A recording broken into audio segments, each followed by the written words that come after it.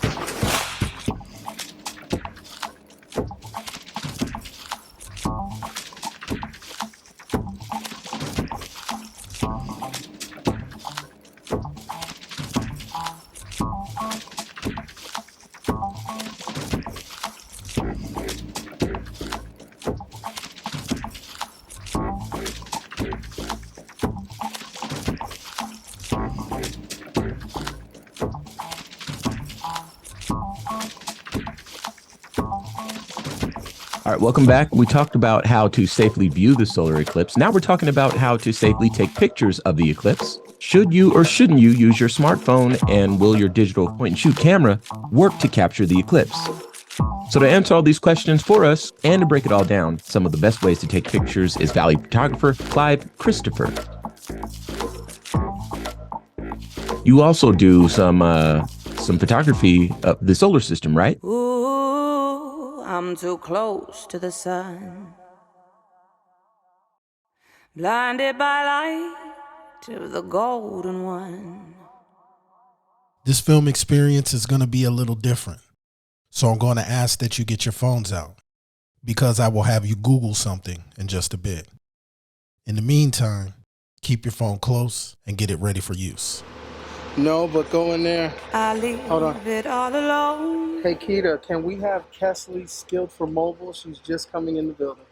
as I go back to the basics. Come on. You see him? What? Not a problem. Take your time, Keita. Thank you. That's crazy. I'll set out on my own, take on the world and face it. At this time in my life, I'm 1 year removed from being hired to film the release of Tommy Chong's brand. I'm also working a job selling Comcast Xfinity home security, and I'm an astrophotographer with recognition from NASA. From 2014 to 2016, I went completely nocturnal because I wanted to photograph every planet in our solar system. And I also knew that the Horizons probe was going to fly past Pluto. I started in January of 2015 with Mercury and the moon. Hours before I captured the UFO that was featured in Chapter 1, I was getting my rig set up and testing different focal points on the moon. The reason why I sent this video to NASA is because I captured hydrogen and potassium particles surrounding the moon, which indicates a thinning and possibly a sustainable atmosphere. You see that thin blue line just above the surface? You can also see this in the image that was taken during the Voyager mission of Saturn's moon Titan. That blue layer surrounding the surface is an indication of an atmosphere that could hold human life. I've logged thousands of observation hours on our solar system using this telescope and camera. Here's a picture of me taking this image while teaching an astrophotography class at a local community college. Photography of the sun is dangerous, and I love doing it, and it should only be done by professionals. Living in Arizona, we are provided with some of the best sunsets in the world. One of my earliest memories as a child when I first came to Arizona was learning survival skills. One of the things that they taught us was knowing the path of the sun. Knowing the sun rises in the east and sets in the west makes it much easier for you to determine north and south when you don't have a compass. One can get lost when traveling through the rugged terrains, and being able to navigate yourself back to safety is extremely important if you ever become lost in the desert. Civilizations throughout history have used the sun, moon, and stars for survival, agriculture, and to even build cities. Ancient civilizations around the world have built structures off of the alignment of the constellation Orion. One of these ancient civilizations, like the Egyptians, built structures in precise places on land that match Orion. Whether it was intentional is unknown. They dwelled here in the American Southwest. Living in Arizona, you're surrounded by reservations, and I've been blessed to visit many of these in my lifetime, and even talk to elders from the Apache, Navajo, and Hopi tribes. Their creation stories are different, yet they all seem to involve seeing people from the stars. Sing me a song tonight and watch the rain pour. Wrapped up until daylight, I need nothing more. I was actually born in Parker, but my reservation's up at Hopi, so I spent a lot of summers up there. And you would see craft all the time, almost every night. And then we have a thing called, they say they come to watch us. They say when they're flying by, they're not here to scare you, they're watching you. My whole story starts from sort of the rites of passage as a little boy, and I'm probably the last generation, my age group, that went through those old time, what we call a migration story, where we originated. Now, geography certainly plays an important role in the trajectory of craft. In other words, they'll use, ley lines, electromagnetic lines. And the other part that I do know about mountains is the type of minerals they hold, and and I've literally actually seen this happen before. When a craft comes down, I've actually seen this. Really? And I was a peace officer a number of years ago up in around a place called Parker, Arizona. I'm familiar with Parker. How long were you in law enforcement? Let's see, from about I'll say 77, 8 to about 82. I was just up there for about 3 years, and then I got recruited for a special unit within the FBI, but we were being paid through the U.S. Forestry. I helped set up the first SWAT tactical units in the United States. Okay. They wanted to have an integrated force, so I qualified. But going back to the ley lines and all those things. Built by the ancestral Puebloans, more specifically, the Sinagua peoples, during the 11th and 12th century.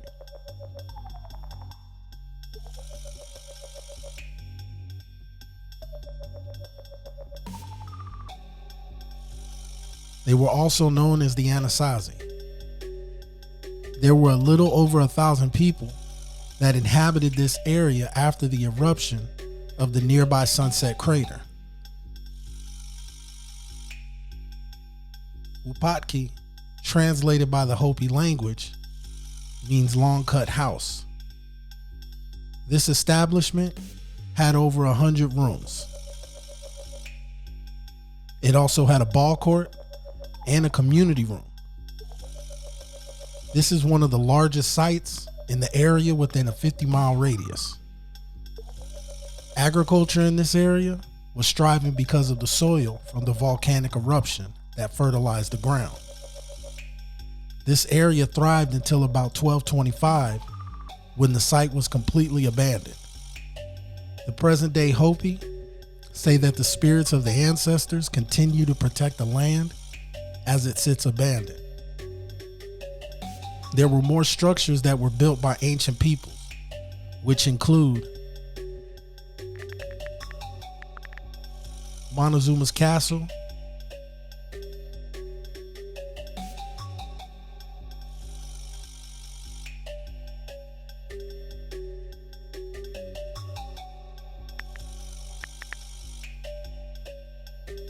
Walnut Canyon,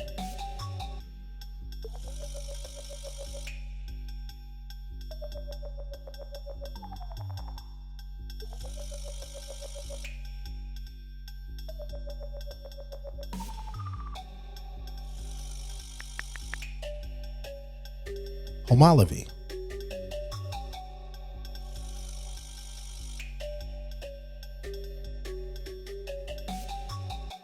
Upaki Pueblo,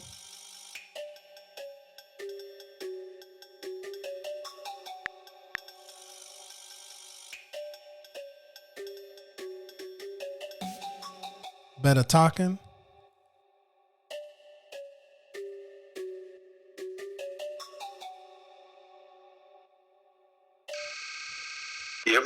Have you ever heard of the aliens meeting with the U.S. government?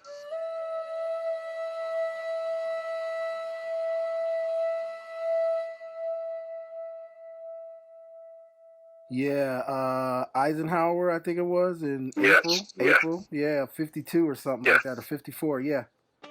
Now, he met with the blue beings, blue aliens. Now, I never really heard about that until I was an adult. And, when I was a little boy, I had polio. And one of my nurses was a Hopi lady. And she was now retired, because I had polio when I was like from 4 to 7 in the hospital. I had to stay in the hospital. And so we're out on the Hopi reservation, and my dad says, "Hey, do you remember this nurse named Jenny?" I go, "Yeah, she was a nice nurse." And I'm like 24 now.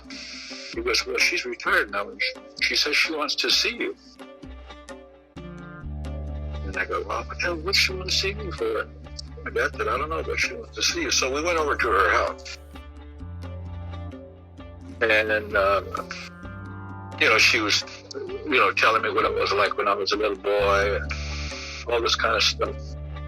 She goes, "But Kawa, he's telling me I need to show you something." And Kawa to us is like our source.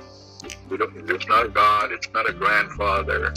We don't have a male, although a lot of Hopis say that our sun god, Tawa, and is a male. They kind of Christianized it. It was never a male.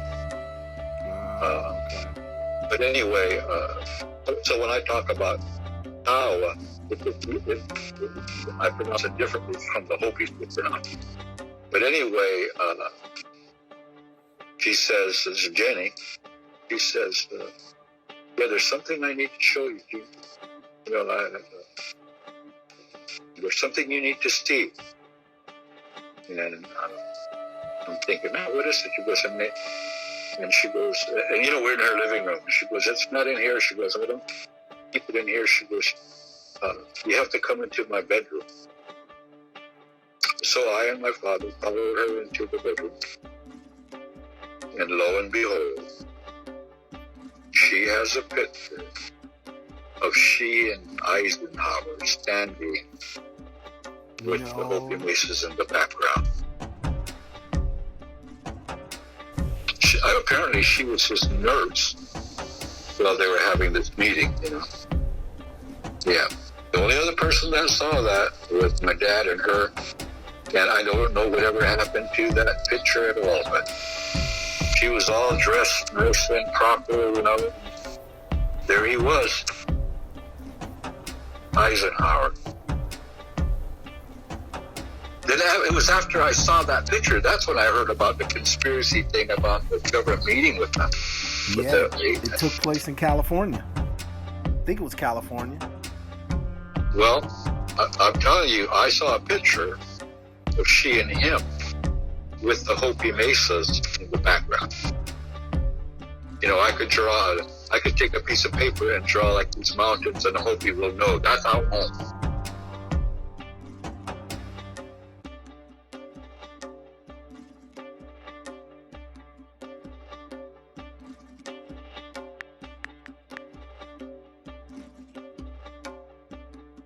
These mesas are so recognizable and significant because the ancient dwellings that sit up there are aligned with Orion's belt.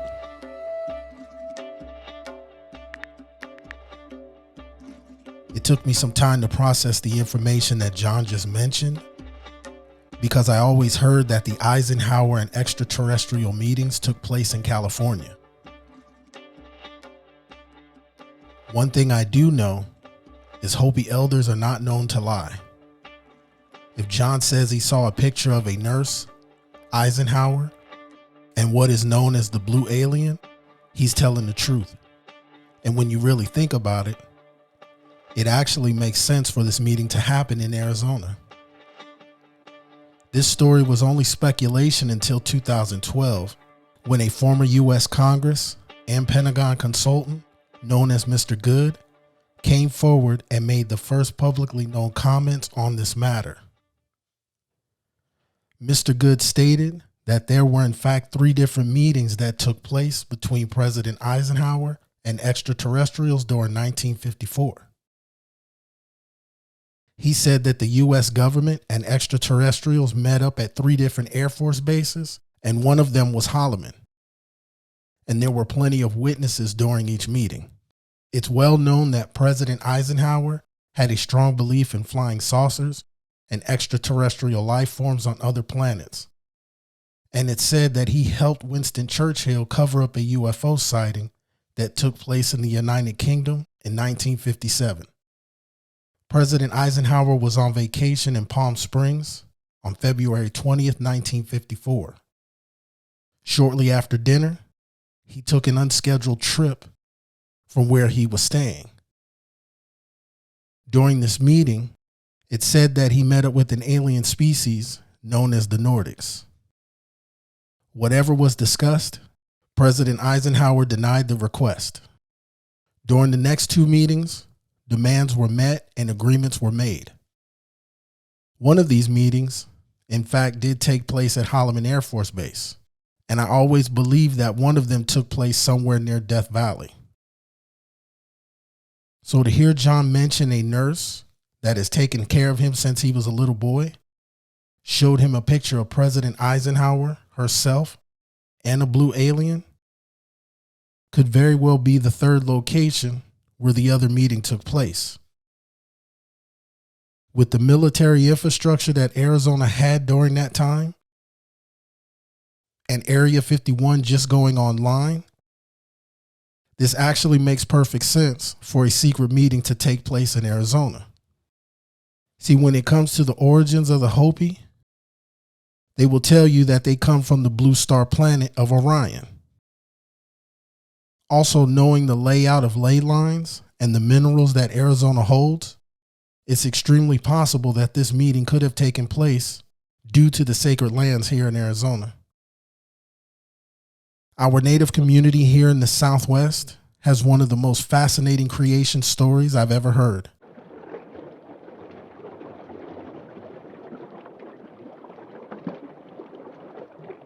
They dwelled in a place and they were being protected on an island that was underwater. This island was underwater due to the Great Flood. How did they get there? Somewhere near the beginning of time, the Creator, also known as the Great Spirit, came to this world and made an appearance amongst the peoples. The Great Spirit then gathered these people and took them across a large ocean to an island that was underwater. These ancient Puebloans found themselves underground inside the earth during the Great Flood. So I've always heard a story that the Hopi, they come, from in the Grand Canyon or something like that. Yeah, that's an emergent story. And That one has to do with basically the evolution of mankind. When in our stories, when someone, a witch or somebody no good, corrupts the people, and then that world has to be destroyed. And by the way, it's destroyed by, way back in the day, it's what we know as atomic power nowadays. An atomic explosion or that type of high, where the whole. And so anyway, that emergence is where we came from what they call the third world up into this world. So we went through, 3 other worlds before we stepped into this world. Most of the say that this is our 4th world. Most of the books that are written by anthropologists and archaeologists would also say that this is our 4th world. But I've been taught and believe that this is actually our 5th world. And we're a very critical place in this world.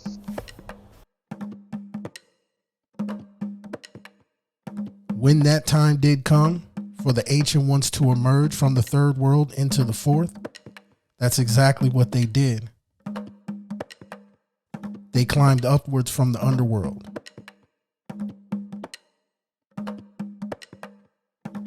Where they would be given specific directions to follow.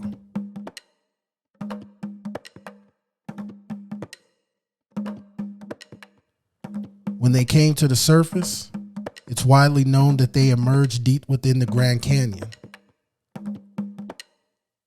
When this happened, they met what they called the caretaker of this earth, who is known as Masa. This is where they learned the traditions of honoring Mother Earth and respecting the land.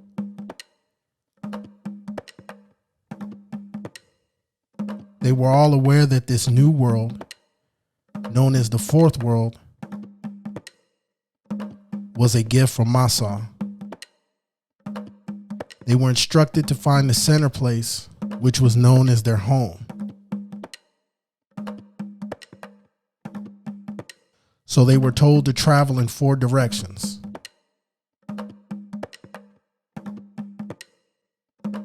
This point of interest is called the 4 Corners in the American Southwest.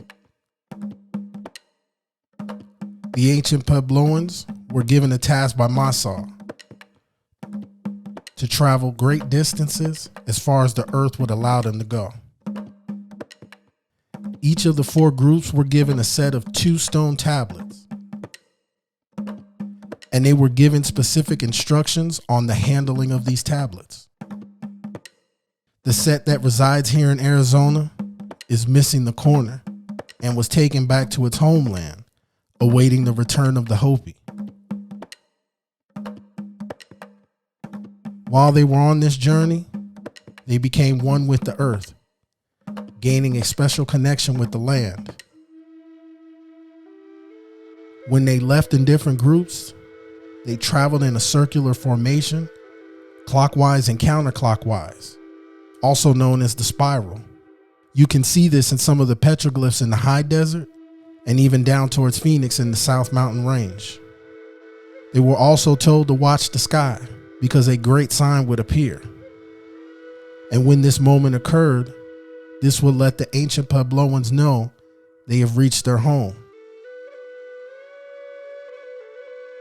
When they saw their symbol in the sky, they took place in present-day Arizona. They gathered together and shared what they learned.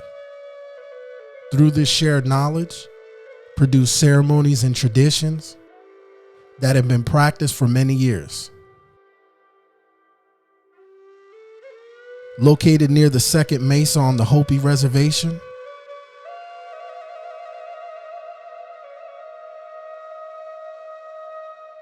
what is shown is the past, present, and future that is etched on a sandstone cliff. The petroglyphs that are depicted show the Hopi emerging from the sacred underground. There's also a sacred trail that starts at the Hopi Mesa, which ends at an ancient shrine located in the Grand Canyon.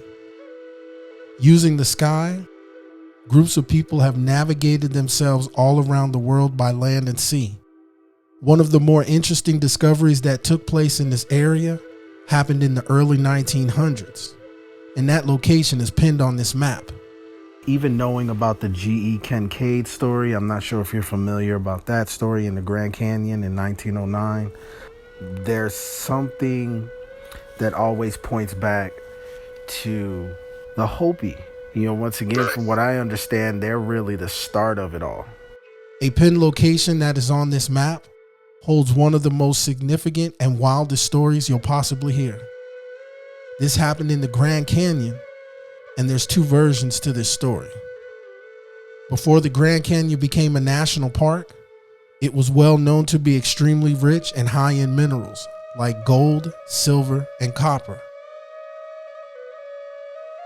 Teddy Roosevelt was making a push to stop mining and timber operations from happening in the Grand Canyon. This story is told in two different parts, and in each version, the Smithsonian has declined having any involvement.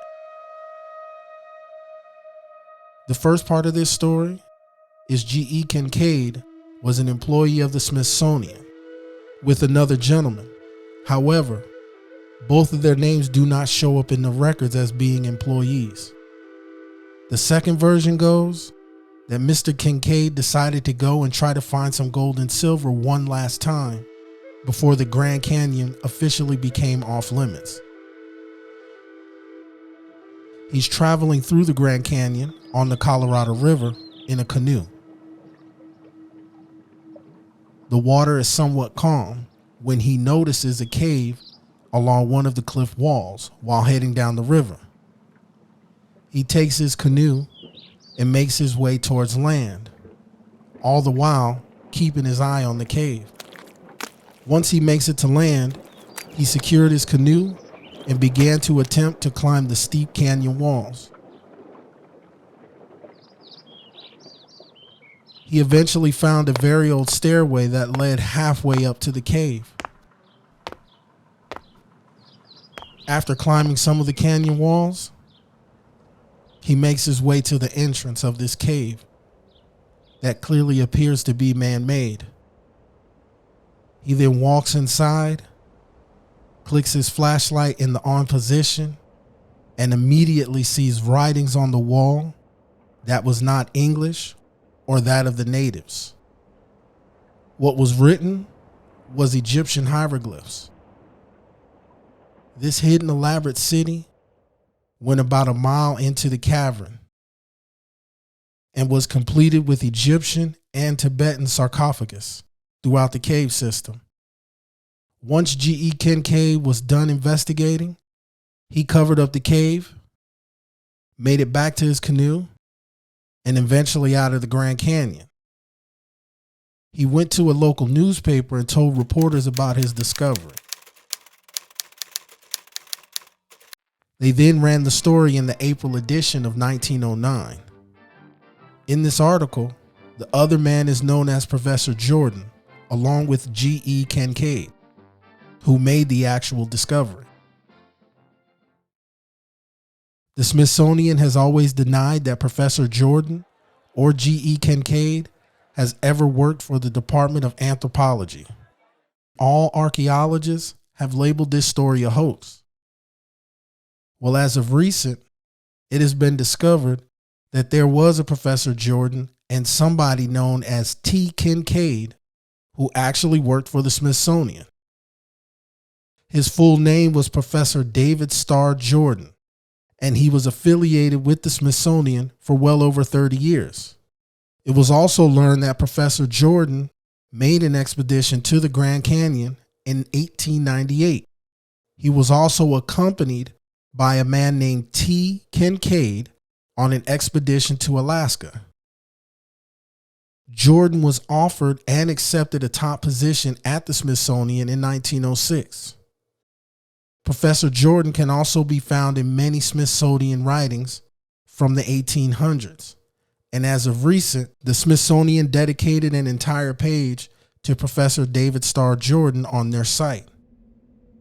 Hidden Egyptian cities deep within the Grand Canyon sounds absolutely crazy. But here's some interesting facts. Where the Hopi Reservation is located, if you stick a pin through the earth, that pin would come out in Tibet. One of the 4 sets of the Hopi tablets is in Tibet. Are you familiar with the Hopi tablets? Right, yeah. Okay. You know, I can't remember the dates, escapes me, but pretty much predicted World War II. Couple of things that it predicted, right? These Hopi tablets. Yeah. Not specific dates, but there was a timeline, yeah.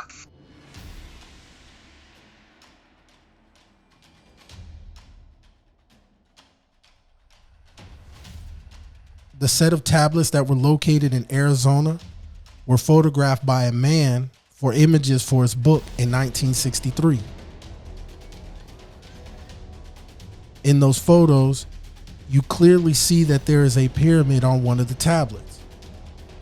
When he went ahead and published his book, he decided to leave the pyramids off of the drawings because he knew how much controversy that would have caused in 1963.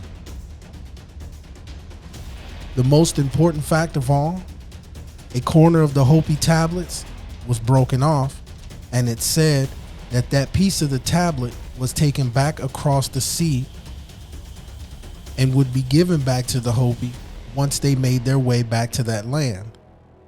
Well, oddly enough, in Ethiopia, there is a church that is guarded 24 hours a day.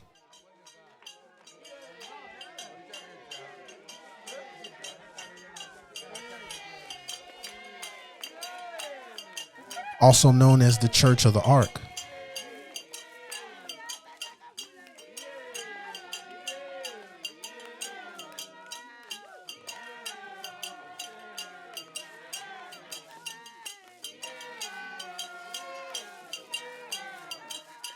Only open to Ethiopians, this church is visited by people from all over the world, and many say it's the true home of the Ark of the Covenant.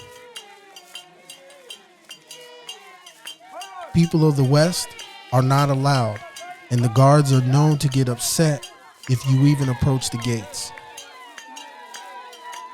If it's discovered that the corner of the Hopi tablet is located inside that church, that gives validation to their origin story. How could influences of the indigenous natives of this land be all the way in Ethiopia?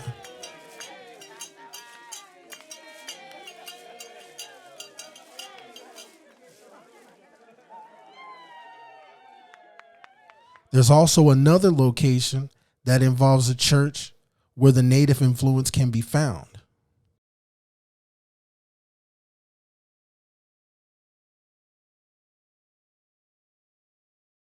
Presently, this chapel is a hotspot for paranormal and ET activity. More specifically, an alien portal. Founded in 1446 by Sir William St. Clair, in present day, Rosslyn Chapel is famously known for being in the film The Da Vinci Code. Its connection to the Knights Templar and Freemasonry is very real and started in the early 1980s. However, there's an even deeper connection.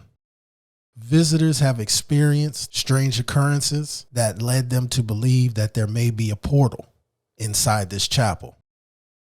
One of the things that John mentioned was having an understanding of ley lines and how the energy coming from the earth can be felt by certain individuals. But going back to the ley lines and all those things, Many people believe it's an invisible yet powerful force that connects you to the land.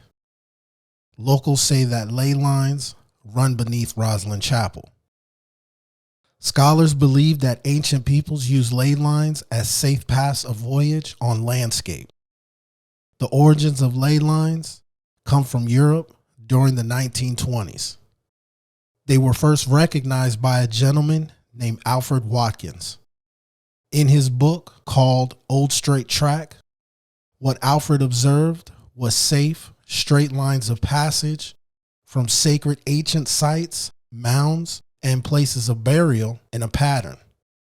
These observations made him draw the conclusion that this is how ancient peoples traveled from point A to point B safely. Watkins also believed that the ancient peoples built sacred sites at the starting and ending points of these lines as markers. Future generations would continue this tradition by building updated sites on top of the original structures attached to the ley lines. Many experts have learned that it's more than just alien activity that has been witnessed. Paranormal activity, such as ghosts, demons, and spirits, have been reported in this area. It's said that they try to make contact with this world on ley lines. People who study the subject say this is why ghosts appear to travel in straight lines in certain areas. Visitors from all around the world that are wanting to feel the energy at Rosslyn Chapel tend to find themselves in the northeast corner, where it is believed to be the location of a vortex. Also known as a portal, a vortex can occur on certain spots on land, inside mountains, or even in the ocean. Theorists on the subject say these locations is where the concentration of energy being emitted from inside the earth is a lot higher. These locations are where ley lines cross. Observations from experts show they have experienced and documented tingling sensations, vibrations, and even sound. The chapel itself, it's said to have been designed in secret code, and the secret code involves the use of sound. Experts in Scotland and surrounding areas believe that once this code is cracked, it opens up the vortex that is said to be beneath the chapel. The concentration of energy is heavy in one specific location once you're inside the chapel. The architecture that is shown gives sense that the builders may have experienced something highly spiritual and powerful. Inside the chapel, hidden deep in the architecture, lies this code that was captured and frozen in time. There are all kinds of cryptic designs and patterns, but there's a specific set of designs that has baffled everyone who has set foot inside this sacred chapel. Located inside, on the southwest wing of the ceiling, is a series of cubes, almost identical in size, with different patterns on them. It's been discovered that these cubes are different pitches of sound waves captured and displayed by imagery. These musical notes are believed to have been played by a higher power for the builders. They then captured the vibration of the sounds, etched them into small stone cubes, and placed them in the archways of the ceiling. It's also said that if the sounds are played correctly, the vortex will open up. These captured sound waves are surrounded by 13 angels in total that are each shown to be playing a different musical instrument. The notes that have been gathered and deciphered, we learn that it is a song in the somatics music system, which is the science of taking sounds and producing images. Since its discovery, the song has been played at different pitches, and there's no reports of a vortex that is opened up. Scientifically, nobody has been able to prove these claims.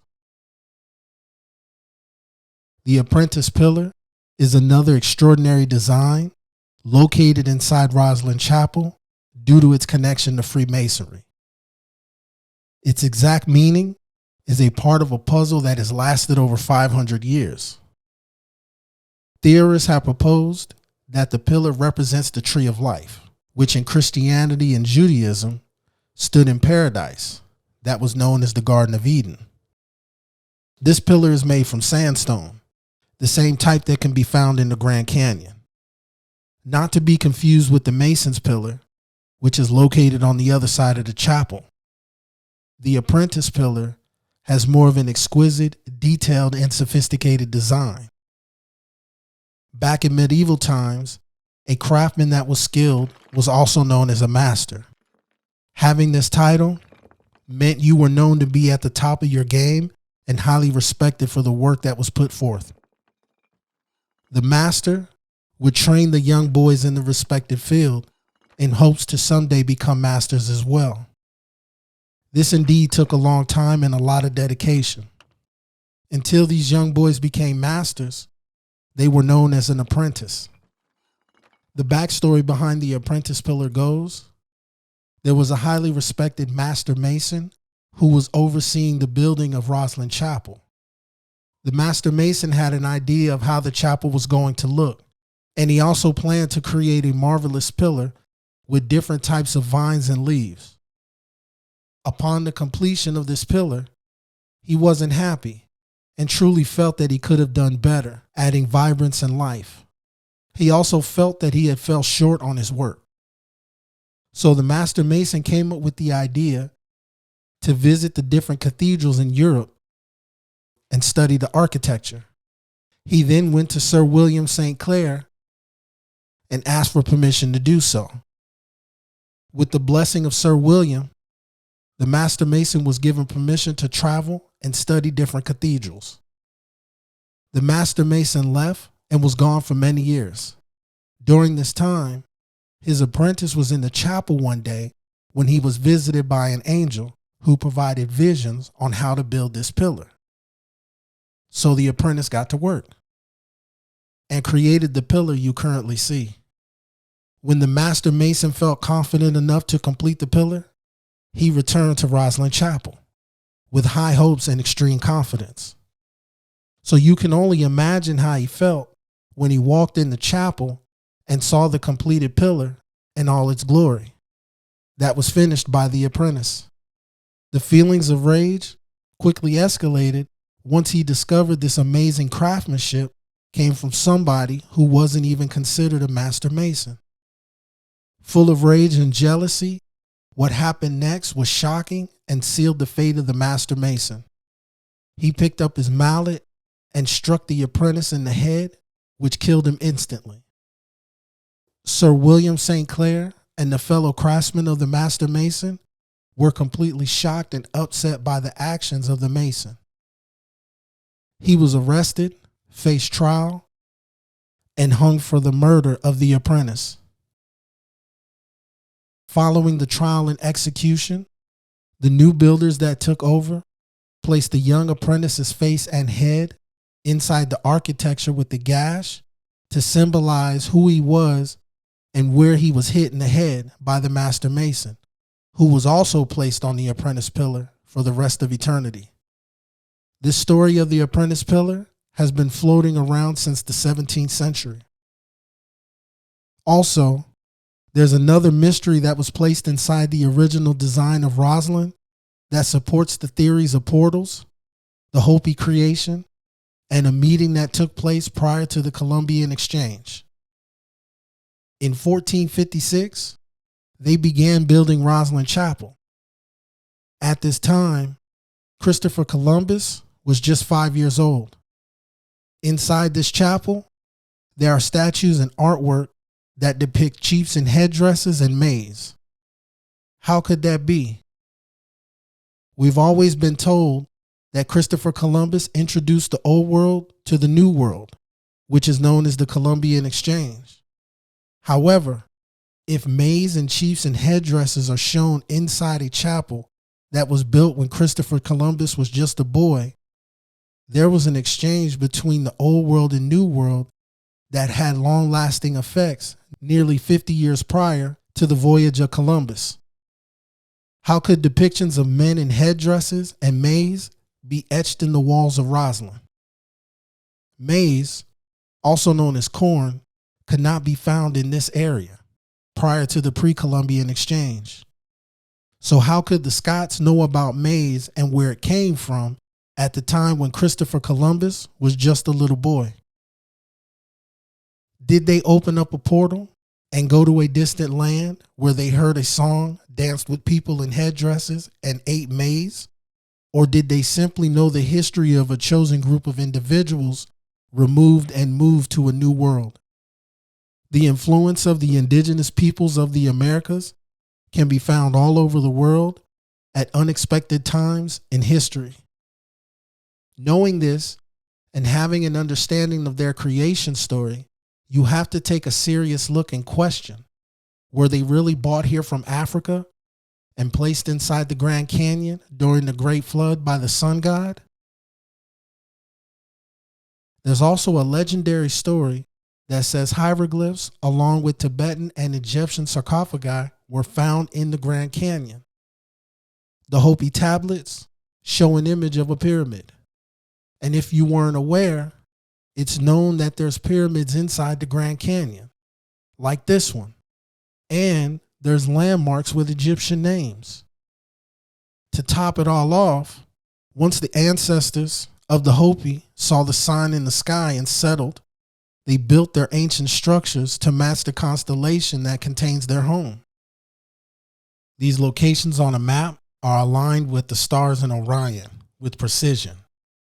The ancient peoples were able to chart out the star system on rugged terrain without error. This might be the most sophisticated charting of a constellation on land in the world. Some of these are built on walls of canyons, near volcanic activities, strategically placed in this area. The distance between the stars in Orion's constellation fits the distance between the Anasazi ruins here in the high desert. This is not a coincidence.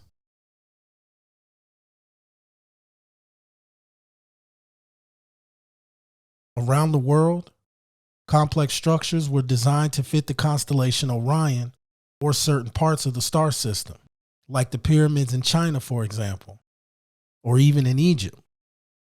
Were the groups given information on how to build these structures by star people, or did they somehow just figure this out simply by charting the sun, moon, and stars?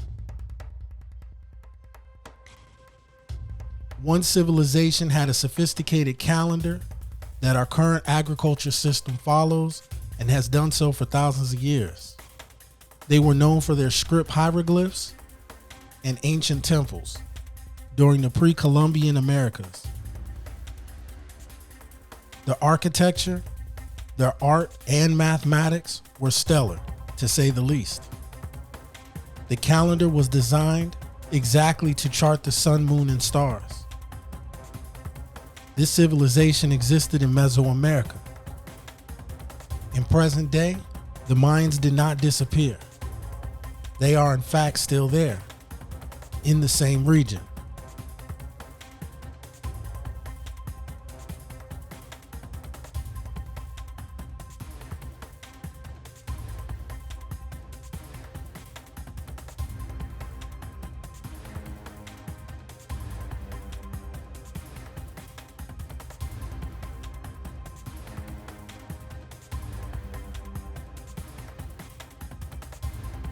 With nearly 6 million people, they are the largest indigenous group that is north of Peru. The descendants of the Mayan culture currently live in Honduras, Belize, and other parts of Central America and Mexico. Currently, a strong majority of the Mayan culture can be found in Guatemala, where the ruins of Tikal are located. The ancient Maya date all the way back to 8000 BC. This is known as the archaic period for the Mayan culture. Around 6000 BC, is where they began experimenting with domesticating plants. The surrounding climate allowed them a difference in crops, like squash, beans, and maize. The Yucatan Peninsula is widely known as the cradle of civilization for the Mayans. They were led to these lands by people from the sky, possibly their distant ancestors. It's widely known that the Mayan civilization may have had extraterrestrial contact. The Mayans had access to information that the Catholic Church was trying to get rid of. They had an advanced system of knowledge, and when asked about their origins, the response is always, it comes from the gods. Their cities were massive, and some still lay hidden beneath the jungle floor. Recent LiDAR scans of the jungles revealed a hidden city that had yet been discovered that was nearly the size of Manhattan. One of the real important areas is Chichen Itza, because it said the gods visited this city. El Castillo, which is also known as the castle, this pyramid has a special design that aligns with the solstice. On two specific dates, March 21st and September 21st, the opposite side of the pyramid of the rising sun shows a triangular pattern of lights that descend down towards and into the ground. At the base, where the triangular pattern lights descend, is the head of a snake. It's said that this is a representation of their god, Kukulkan, who was a deity that looked like a serpent that was able to fly in the air. It's believed that this temple is built here to honor that god.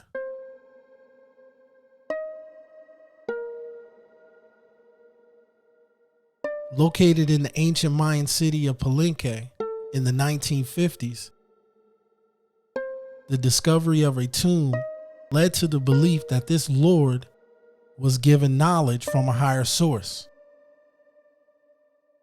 His name was Lord Pakal. Lord Pakal and his depiction in the Mayan temple is another reason why people believe that the Mayans were visited by extraterrestrials.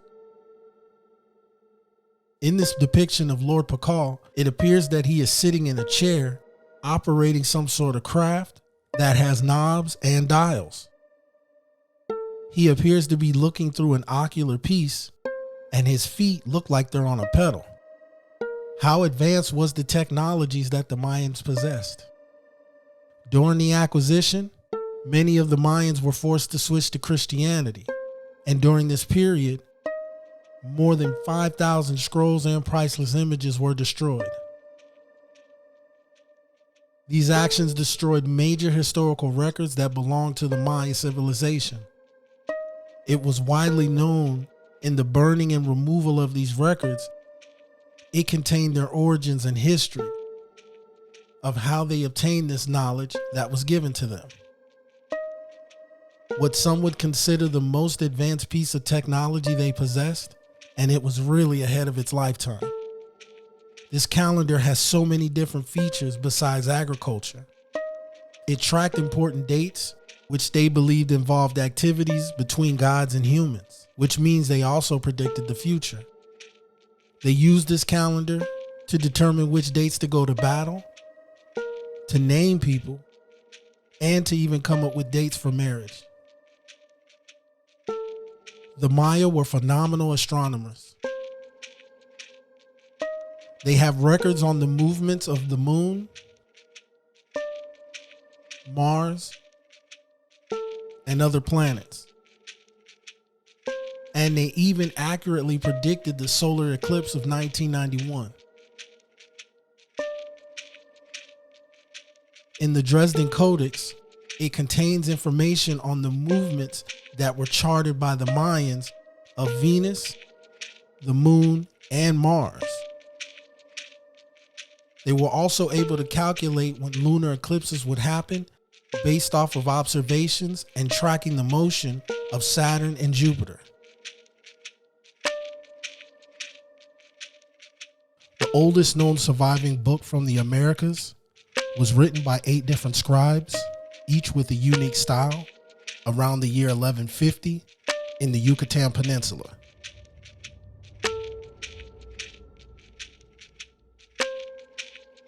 It folds up like an accordion, and it's about 12 feet in length, and it's made of bark paper. The first accounts of the Dresden Codex come in 1739, when the director of the Royal Library at Dresden became the owner of the Codex. At this time, we know that it came from Vienna. The director then donated it years later to the Royal Library, and that's where it currently sits. It's widely known that the Dresden Codex was a part of and survived the burning of the books by the Spanish clergy in the 16th century. In modern times, during World War II, the Codex took a heavy hit and experienced some extensive water damage. This book, in a nutshell, contains some exceptional predictions on the actions of Venus, numerous astronomical calculations, and the prediction tables of different eclipses. They are about 8 inches in height.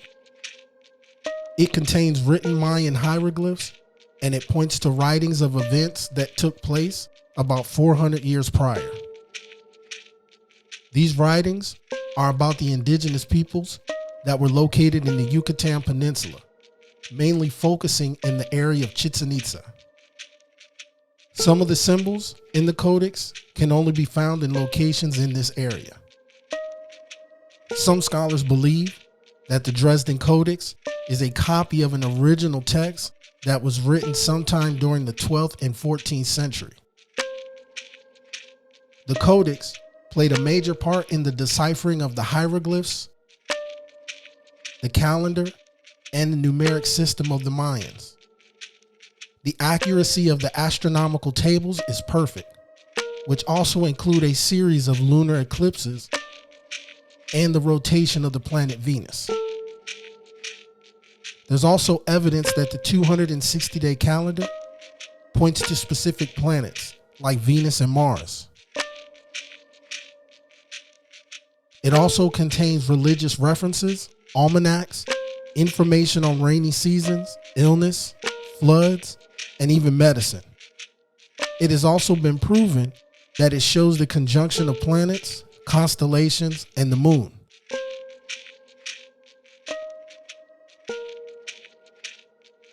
The most important feature of the Dresden Codex is the complex number and writing system that the Mayans possessed.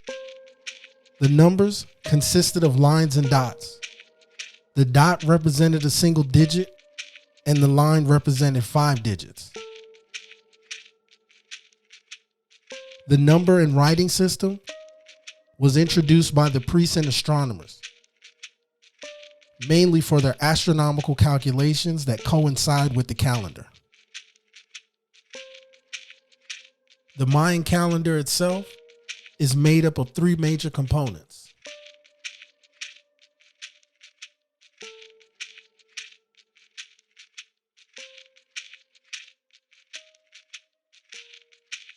Using the calendar and mathematics, they were able to trace the exact year that they believed the world we currently live in began.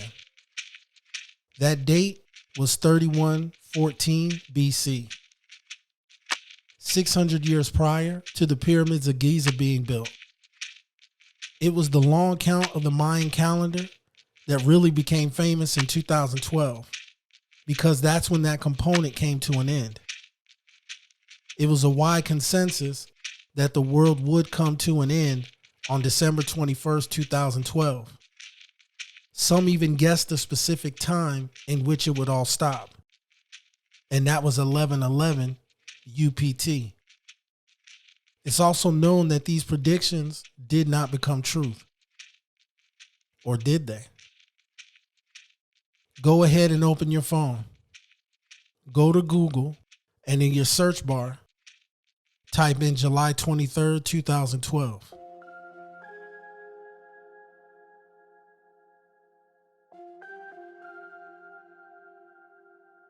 The activities and events that took place on this day happened. On July 23rd, 2012, our sun hurled 3 super coronal mass ejections that were directed at Earth, also known as super solar storms. One of these solar superstorms was large enough to wipe out any planet in close proximity. Before I go any further, let me break down some of the characteristics of our sun. The star that supports our solar system, its activity is continuous, somewhat predictable, and extremely violent. And it will continue to see an uptick until 2025. One of the things we've learned about our sun is that every 11 years, the magnetic north and south poles flip. One of the strongest events that occurred on the sun in recorded history took place in 1859, known as the Carrington event.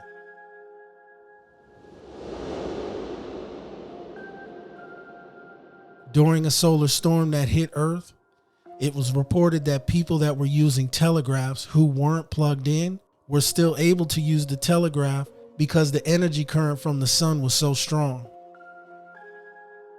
Some of the major components to our sun are sunspots, magnetic poles and lines, coronal mass ejections, and solar superstorms. The reason why sunspots are continuously moving, that's actually where millions of magnetic lines are entering the sun. And sometimes those magnetic lines, they become twisted until they break. And when that happens, this is typically known as a solar flare. When it comes to coronal mass ejections, also known as CMEs, their exact cause is unknown. Through observation, they typically occur when large-scale magnetic structures become destabilized, and that results in a redesign of the coronal magnetic field on the sun. Solar superstorms happen every 11 years when the north and south pole of the sun flips, causing the entire star to become destabilized and launching super geomagnetic storms into space. Being that the Mayans studied the sun day in and day out, it's possible that they learned this information as well. Typically, when a solar storm hits Earth, it affects our communications, electronics, and pretty much all technology, including power grids. If the Mayans figured this out, that means at some point they had applications that involved the use of electricity, devices with current that could be affected by solar activity.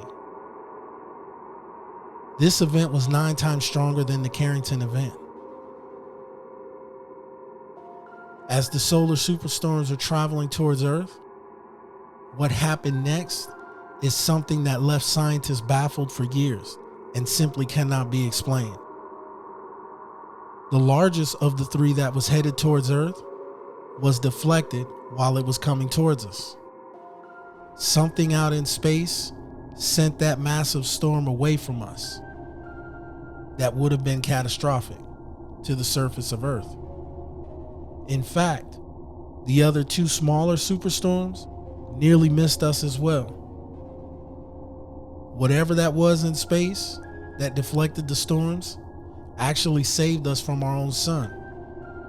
Some whistleblowers came forward about this event. How they came about this information, I do not know. But what I know is this. What they said is that there was a massive ship, UFO, UAP, whatever you want to call it, something massive in space that was in between the sun and Earth, deflected those storms somewhere else. Imagine for a second, a massive ship actually saving us from a catastrophic solar storm hitting the planet, sending the world into complete chaos. Wouldn't it be crazy if there was pictures or video of this massive object in space?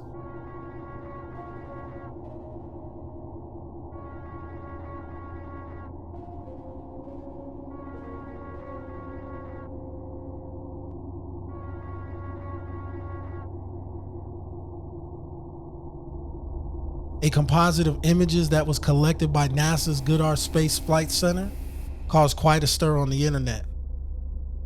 The captured images by the Solar Dynamics Observatory and were later processed and observed by scientists show something strange. This video later got a lot of attention on YouTube. There appears to be a very dark object, large and circular, that approaches the sun. You then begin to see what appears to be plasma being drawn from the sun. Online viewers began to speculate and said that it looks like a massive ship that was drawing energy from the sun. Some even went as far as saying that it looked like it was refueling. Keep in mind, this is official NASA video, and all of this information is public domain.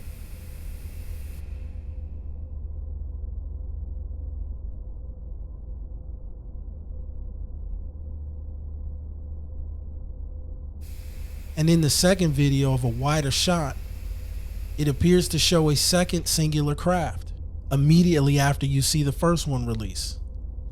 If you look towards the upper left, there is a second shadow and a circular object that releases as well. It almost even looks like the sun itself went into some sort of defense mode and caused whatever that was connected to detach. The official press release came out days later, and they said that the shadow that showed up on the telescope images was not a massive ship. NASA claimed that they were actually solar storms that occurred on March 12th and 13th. If you check the official solar storm log created by NASA, there aren't any solar storms that show up on this day.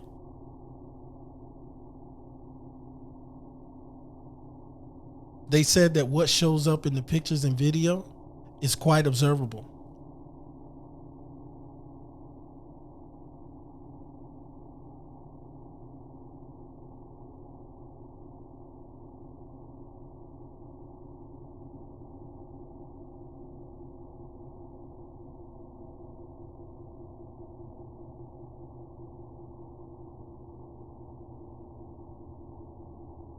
Did the Mayans predict a massive solar superstorm in 2012? Being that they had a vast storage of information on the sun, planet, and stars, this is very possible. They logged so many observation hours of our solar system, they definitely knew something was coming. If they were really given information from the stars, could they have known that something was going to protect us? I don't know what caused these storms to change their path on July 23rd, 2012. But let's say it didn't happen, and those superstorms actually hit Earth and a massive extinction level event occurred. Right around December 21st, 2012, the last living humans on Earth would have been on their final days. Whatever saved us from those 3 superstorms was definitely on our side. The one thing I know for certain is this, is we are living on. So that means this world right now that we're living in is coming into an end.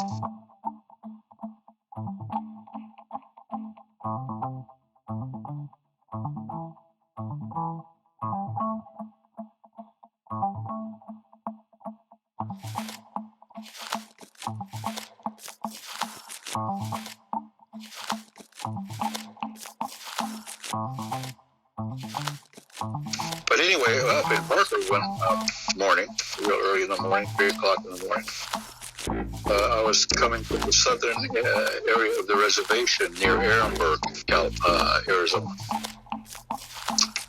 And a craft comes down. Actually, at first it was a beam of light. It looked white, but it obviously had all these different sparkles of colors in it, like a rainbow. That crackled. It was huge. It was, I was probably about maybe 10 miles from it. It was easily half a mile wide. Came out of the sky, and then the light went into the earth, and then about 8 to 10 minutes later, I could see the light emerge, starting to emerge, but there was still the moon. I could see the moon, and the moon, I saw the shadow of a ship come out, and then the light went bright again, and then it took off really quick. Now, I didn't see it come in. All I saw was just this light, and then it went into the earth, but I did see how fast it took off. And my patrol unit, radio went off, everything like that happened. I had passed a Carnation milk truck, 18-wheeler. So we were standing there talking and watching what the hell was going on. We were both scared. You know, the story is that the Blues are the ones that were the descendants of, I'll just say, a peaceful civilization. Okay. And the other one they call the Greys, which are a lot of people that say that, you know, they equate those to the reptilian. We actually, the last time I saw it was probably about 50 years ago in our village. We have what they call one of those watchers. And, well, it might have been more than 6 years ago because I used to have a tourism business. And two of my clients were up there, and they actually wanted to look at meteorological sites. And of course, we went to the Grand Gallery in Utah, and I was telling them how the people were actually aliens. This is a portal, and all this stuff, and they didn't really believe that. But they had actually booked me for a whole month. We rented a house in Sedona, and we were going to Parkville, Arizona. Anyway, we go back to Sedona, and then one of my cousins calls me and says, "Hey, we're having a dance this weekend. Why don't you come on?" This is up in Palaka, Arizona, Palaka Reservation. So I and my clients, I go, "Hey, we got an opportunity, man. See this now." So we're going up there, and so then I started telling them about, about the alien connection up there. And there's a really strong particular, where the ley lines and the electromagnetic lines really go right around the Winslow area. Of course, to the west is Flagstaff and the mountain, which we call, our Kachinas live in a mountain. They're alien connected as well, our Kachina dolls. We go up to the deck, and I tell them a lot. Yeah, we have this thing called the Watcher, kind of a clayish yellow skin tone. It's real short. And I told them, yeah, the last time I saw it, I was a little boy. And I was just conversing.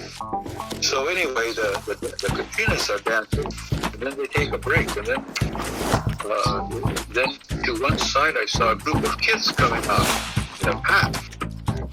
And I knew that was strange. So I looked in the middle of the group, and lo and behold, man, there was that watcher.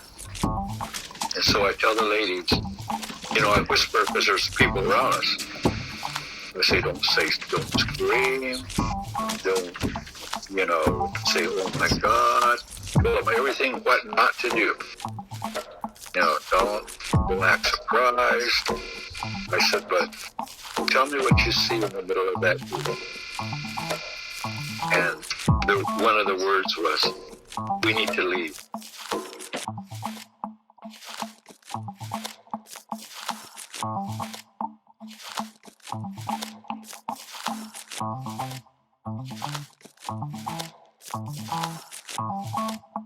Now back to our regular scheduled programming.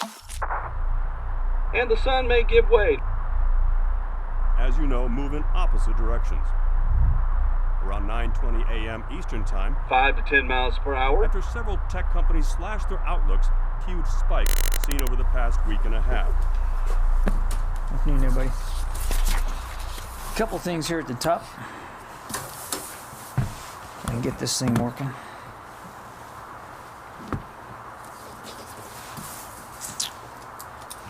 Okay, let's see. We have a space case at 145th and St. Nicholas Avenue. The Hopi do not like to go in that area.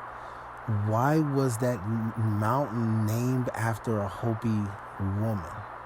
Well, let me tell you this. Let me tell you something about that. So we talked about the CIA earlier. Yes.